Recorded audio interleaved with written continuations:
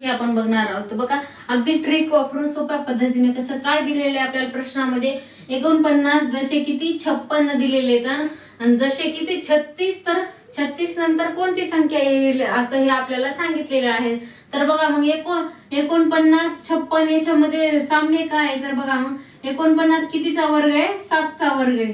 तर 49 नंतर ज्यामध्ये किती प्लस केले तर 7 प्लस केले तर 7चा वर्ग त्याच्यामध्ये प्लस किती केले तर अगदी सोप्या पद्धतीने बघा 49 जसे 7 7 49 प्लस त्याच्यामध्ये 7 प्लस केले किती आले 56 आले. असं तर मग ह्या साईडला कसं करायचं, 36 कितीचा वर्ग आहे, 6चा वर्ग आहे 36, म्हणून इथं 6चा वर्ग प्लस किती 6 करायचे. तर मग किती येईल, 6चा वर्ग 36 प्लस 6 किती येईल 42. म्हणजे ऑप्शन नंबर बी हे आपलं प्रश्नाचं उत्तर असेल. तर प्रश्नार्थक चिन्हाच्या ठिकाणी किती येतील 42 ही संख्या येईल. असेच नवनवीन ट्रिकली व्हिडिओ पाहिजे असेल नक्की चॅनलला सबस्क्राईब करा.